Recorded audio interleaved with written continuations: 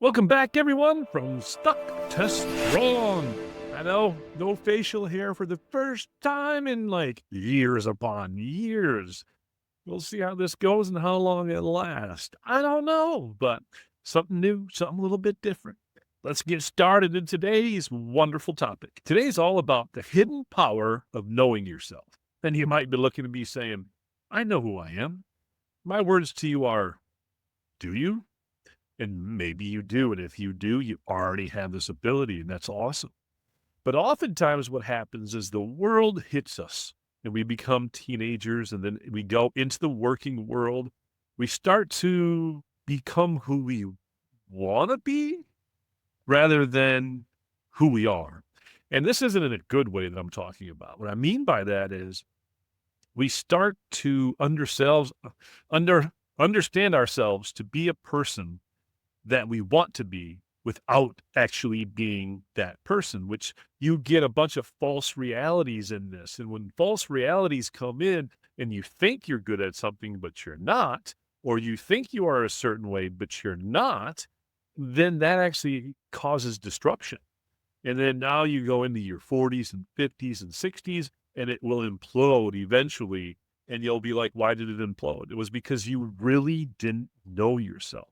You really paid attention only to the things that went the way you wanted them to go and not the things that didn't. So what we do here is just make something up in our head, and our head becomes that confidence, but it's fake confidence. It's not real.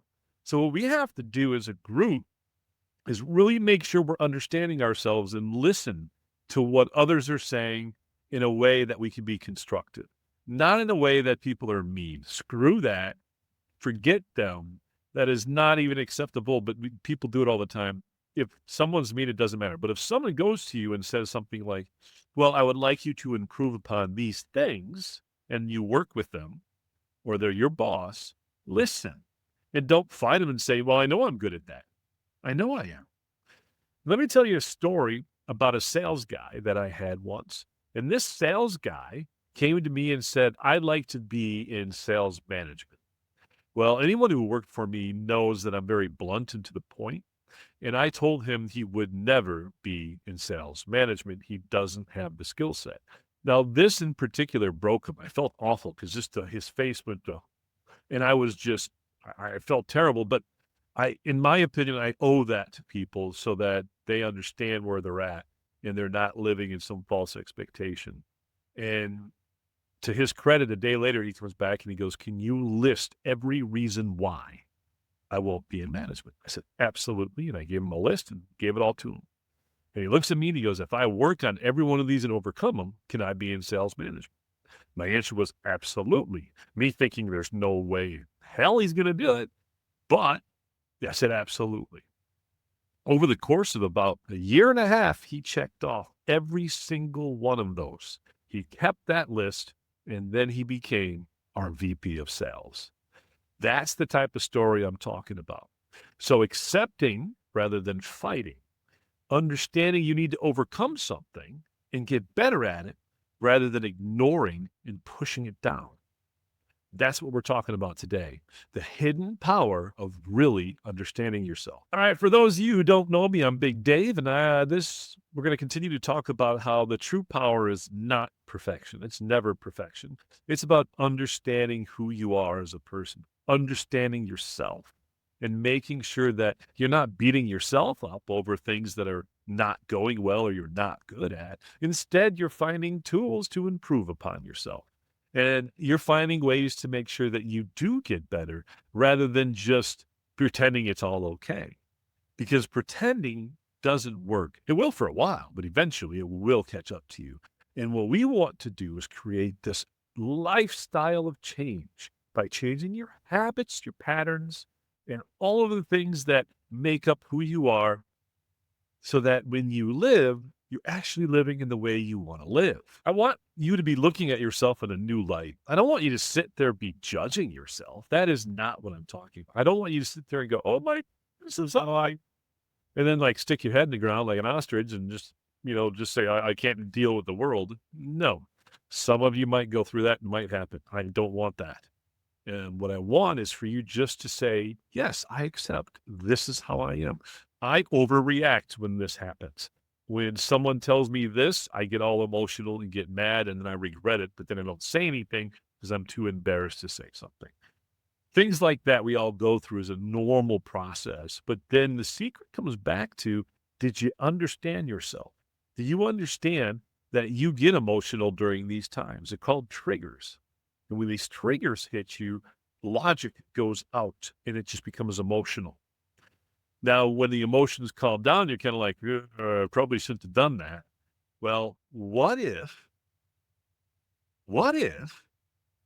you can actually attack it and not let that emotion come in? I'm here to tell you you can. But the secret first is understanding yourself so that you know it's happening. That's called awareness. So let's talk about that wonderful superpower of awareness. And there's a myth out there that I'm going to start with a myth, and we're just going to get rid of it. That a myth is about you change by fixing yourself. No, that ain't it. You change by understanding yourself. You ain't trying to fix nothing. There ain't nothing broken with you.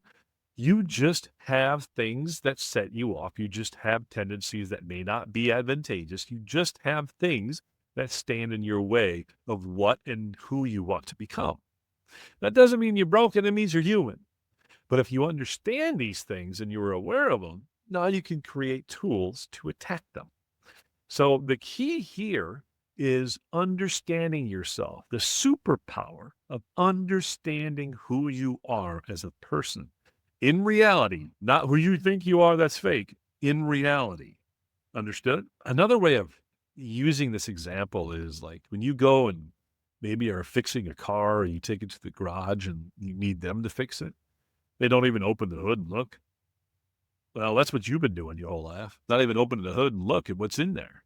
No, you got to open up and look, see what's around there. And that's up to you. That's your awareness. Your goal out of all this is see the full picture, everything that's there. So when you open that hood, you see all that's in there. It's your triggers, your habits, the things you're great at, the things you're not great at, your strengths, your weaknesses, all of those things you should become aware of. And now you see instead of this little bit of you, you're seeing field of vision, this much of you. I call that field of vision. We can talk about that in another podcast. But it's so important for you to understand yourself first. That's the key to this. Now, when you know and understand yourself, embrace who you are. Don't sit there and go, oh my God, I can't believe this way. No, you're going the wrong directions. You're using an emotional trigger now to send you down a path you don't want to be in. Instead, what you want to do is be saying things along the lines of, this is who I am. I embrace that. And I'm happy I embrace this is how I am because now I can do things to fix it. I can do fix it's the wrong word. I can do things to change my habits so the outcome goes in my favor rather than someone else's favor. I hope this is making sense because it's crucial in this whole journey of how we change and how you make lasting change. And awareness only comes from here, your heart and your mind within. Meaning that if you listen to your gut, you're going to know what type of person you already are. You know it, but your head's going to maybe play with you and tell you you're not because you don't want to be.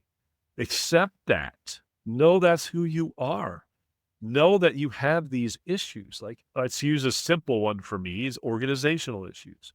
I have organizational issues. I need someone who's going to help me organize and someone who's going to keep it on track because I am much more of an idea person.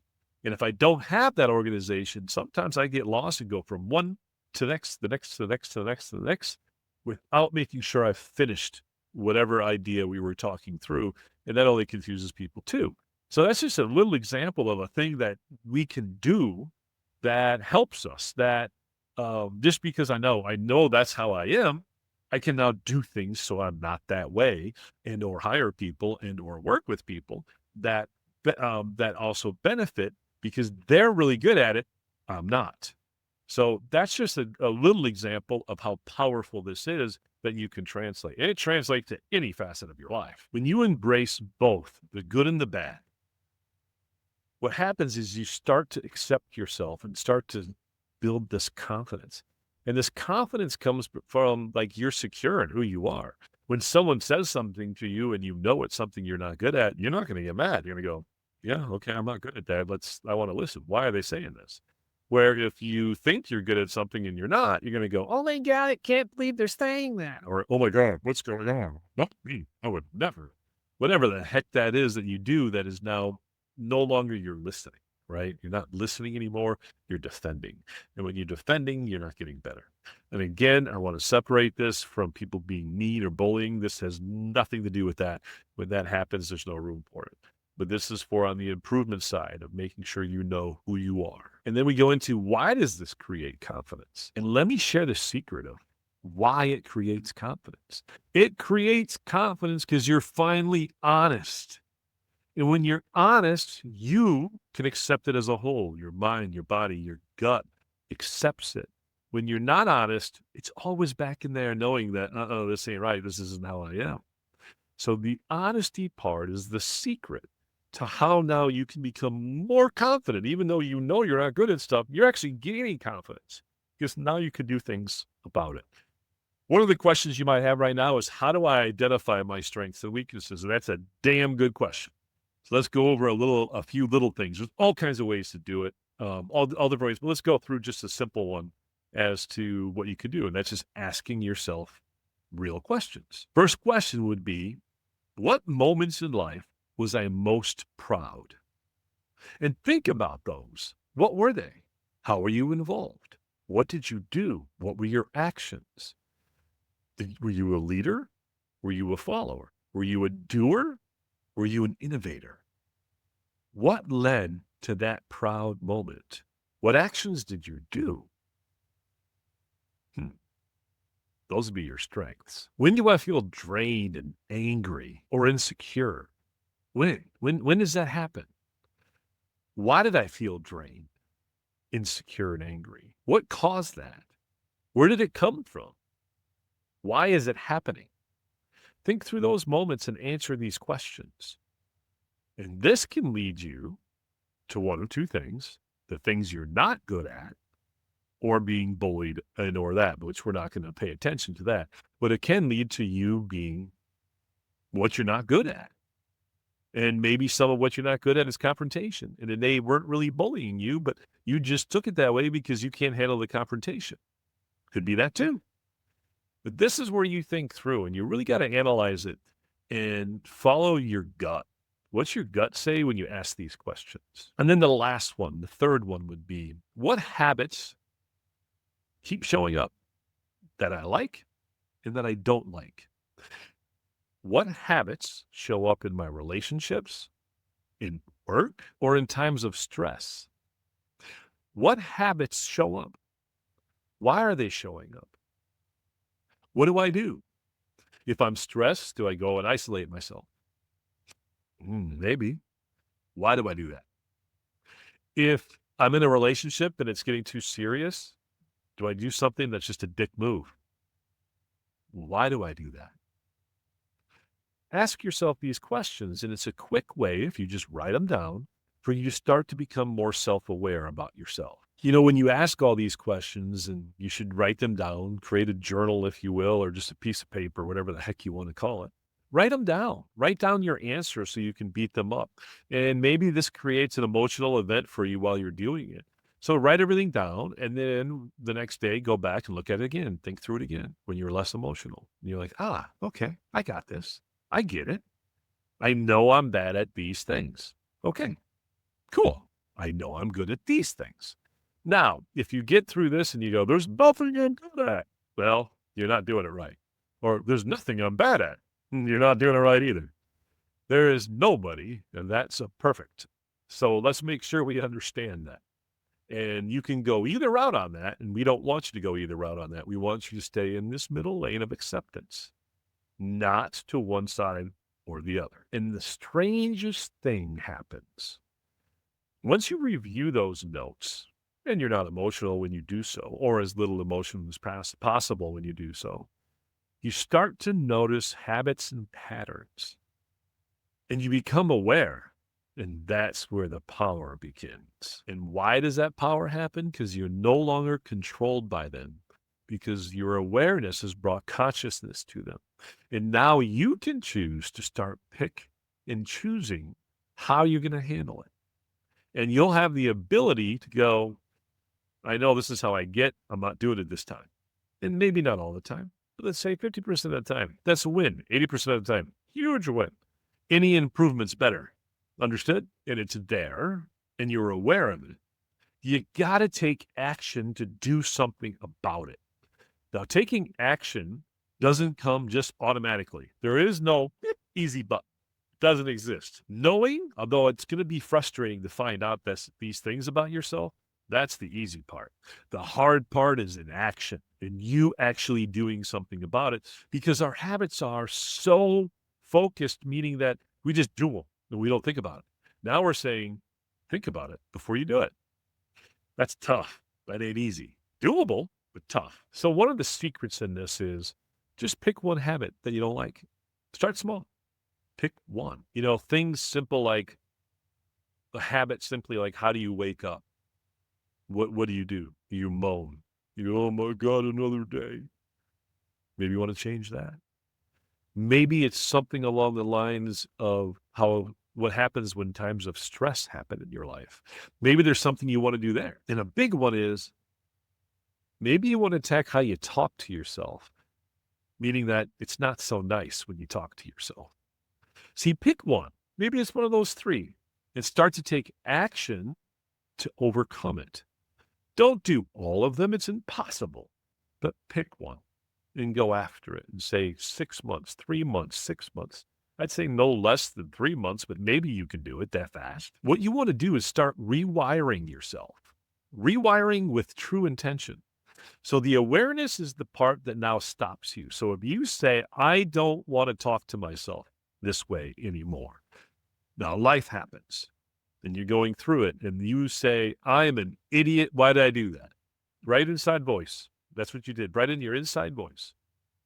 Now what I'm saying is catch that and go, no, I forgive myself. I did that. Now, how do I make sure I don't do that again? Because I don't like when I do that stuff.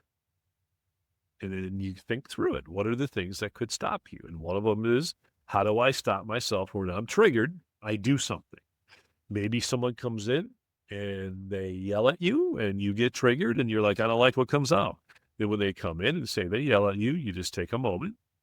And you can even go back, deep breath, and go, okay, let's talk about this. Because that deep breath now is something that changes your habit. It's new, your behavior, the outcome.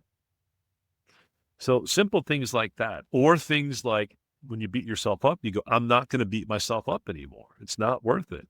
I know I have skills and I know I have things that I'm not so good at. I'm going to accept this. And where I'm not so good at, I'm going to figure out how to overcome those by either myself or others.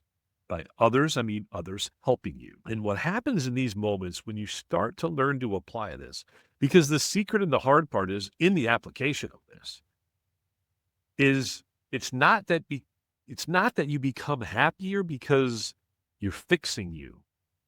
You become happier because you're accepting you. There's a big difference there. You're accepting who you are. Thus, you now have the capability to change your habits. You change your habits, you change your outcomes. See how that works? So there's a ripple effect that happens when you start to learn how to apply this correctly. The ripple effect really comes down to you're not changing yourself. You're changing your thoughts. You're changing and capturing them. But you're still going to think things like that because that's you at your core. But when you change your thoughts and then thus change your actions, things start to improve. It helps you with your relationships with people. It helps you with decisions that you make. And absolutely best of all, it helps you with the results. When you understand yourself and you learn to apply this, amazing little things will happen. And I'll tell you what they are. You stay calm in chaos. Pretty cool. All of a sudden, others are now following you in a more concise manner and more consistently because you did this for yourself. You become a better leader. How did that happen? That happened because now you're communicating with confidence.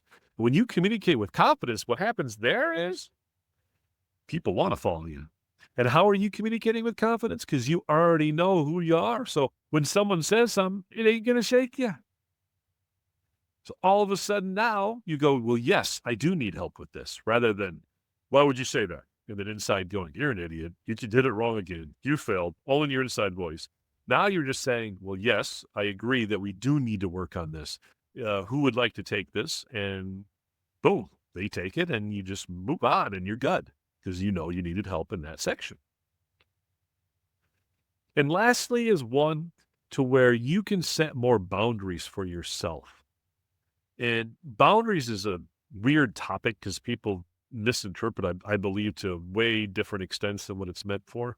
But where I'm talking about is understanding your pros and cons, understanding situations that is and is not good for you, understanding events that maybe are not your way of doing things or your way of wanting to do things or what have you. These are boundaries that we all know and understand of ourselves that we really, the more we understand it, the better we can adapt to it. And there are all different types of solutions to that. But boundaries will be all by themselves a whole nother podcast because it's complex, complex as can be. But we'll attack that in a whole other podcast. But for right now, it also helps you. I think you understand the general concept of you placing boundaries on yourself, meaning that if you get into this situation, you know you're going to need more help. That's setting a boundary. Maybe if you get into a situation, it can be of someone, even like it's the same relationships. And on your first date, your boundary would be you only want to have dinner and that's it. Well, that you set the boundary, go, I just want dinner and that's it, because you understand yourself. That's all you want.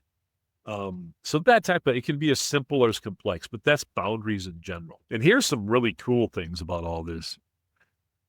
When you do this and you start recognizing yourself for who you truly are, you start taking actions about flipping how you talk to yourself, or maybe flipping of how you react to situations, or flipping as to stop being triggered by words that trigger you emotionally. You start doing this. One of the most amazing side effects is you become a trusted person from others. People are now trusting you because you're honest with yourself. And if you can't be honest with yourself, what happens when people trust you?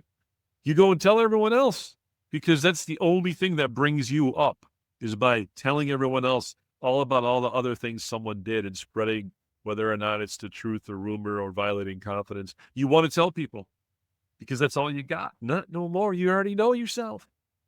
So what you do is get confidence within yourself. And then what happens is everyone starts to trust you. And now you know everything that's going on because of trust. And you have these wonderful open boundaries that bring trust right to you. And that's what real leaders get. Well, let me leave you with this. You can't chase perfection. Stop. Don't think of it that way. Chase improvement.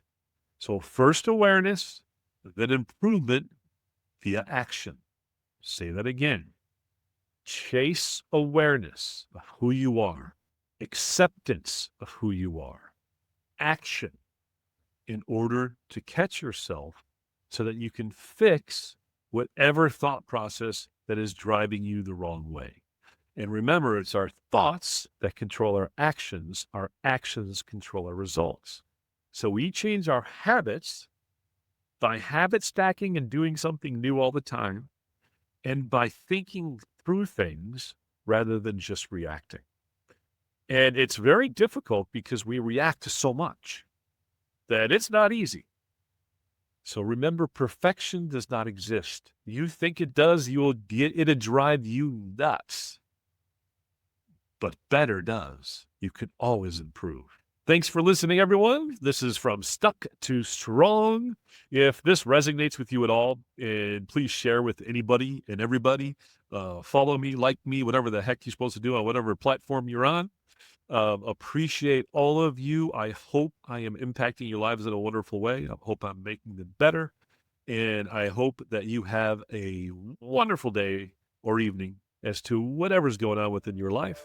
And until next time, this is Big Day. We'll see you.